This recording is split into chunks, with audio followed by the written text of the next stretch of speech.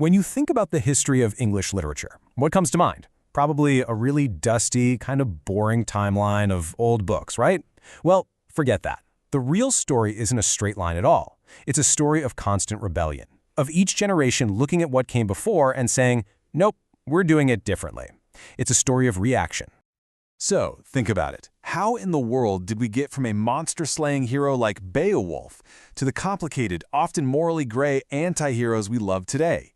That's the exact journey we're going on. We're going to trace these massive pendulum swings in literature to see how every single movement was a direct and usually pretty fiery response to the one that came before it.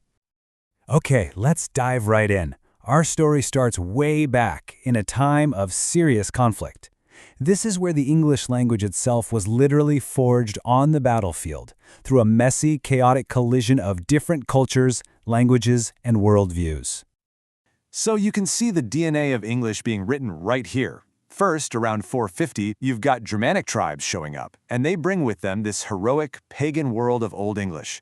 A little later, Christian missionaries arrive and start blending their stories with those older traditions.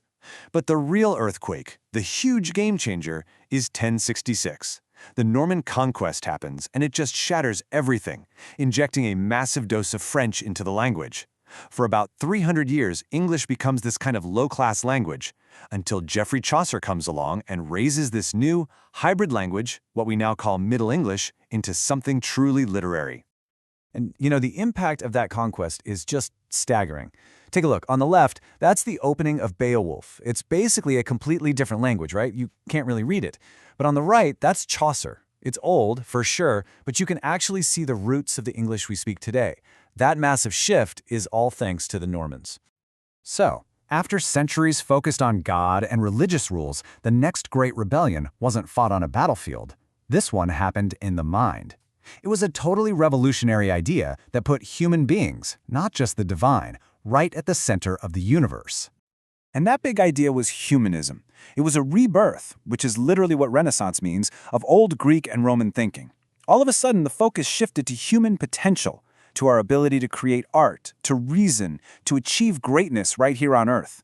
And this single intellectual spark just set off an absolute explosion of creativity. This whole thing wasn't just one big blob of time, though. It actually evolved. Under Queen Elizabeth, you get this golden age of theater. We're talking Shakespeare. But then, as we move into the Jacobean age under King James I, things get a lot darker, more cynical. Then you have the really elegant, courtly poetry of the Caroline Age, and then it all comes to a screeching halt. The Puritan government takes over, decides that theaters are immoral, and shuts them all down. This forces writers like John Milton to channel their creativity into political and philosophical works instead. Now that shutdown, and all the chaos of the English Civil War, it triggered the next massive reaction. And this is really the central pendulum swing of our entire story, a huge battle between the head and the heart, between logic and emotion. See, after all that chaos, the Neoclassical period was desperate for order. It was all about reason, logic, and using literature to instruct society on how to behave. But all that rigid structure created a kind of pressure cooker, which finally, inevitably, exploded. And that explosion was the Romantic period, a movement that celebrated everything the Neoclassicals had tried to suppress: raw emotion, individual freedom, and the wild, untamable power of nature. This quote from Alexander Pope perfectly sums up the neoclassical mindset.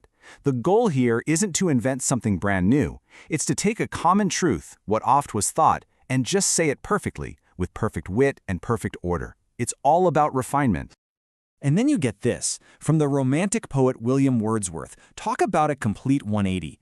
This is a total rejection of Pope's ideal. Forget wit, forget rules, forget what everyone else has already thought. Wordsworth is basically shouting that the only thing that matters is your own raw, authentic, individual feeling. It's a rebellion in just a few words. So, this huge tug-of-war between order and emotion really set the stage for the modern world. But the 19th and 20th centuries were about to deliver shocks so massive that they would completely break the old ways of telling stories, forcing writers to invent entirely new forms. You can see this chain reaction play out. It starts with the Victorians, who wrote these huge, detailed novels trying to capture the new industrial society. But then, the absolute horror of World War I makes that kind of ordered reality feel like a total lie. That deep disillusionment sparks modernism, where writers like Virginia Woolf literally shatter the story to reflect a shattered world. And that skepticism just keeps getting deeper until you get to postmodernism, which starts to question whether a single big truth was ever even possible in the first place. So, what's the big picture here? What have we learned? Well, as we've seen, the history of literature is not some neat, tidy line. It's a dynamic, messy, and powerful conversation that's always happening between the past and the present. The big takeaway is really simple. Literature is always a reaction. The epic heroes of the Anglo-Saxons got reshaped by French romance. The intense religious focus of the Middle Ages sparked a turn back to humanity. The cold logic of the Neoclassicals launched the fiery passion of the Romantics. The comfortable certainty of the Victorians was blown apart by war, paving the way for modern doubt. See the pattern? Every single movement defines itself by pushing back. And that brings us right to today, because this story of rebellion is nowhere near finished. Which leaves us with one last big question. In our world, a world that's being totally reshaped by algorithms and AI, what's the next great rebellion going to be? What will the writers of tomorrow feel the need to push back against? That's the next chapter, and it's being written as we speak.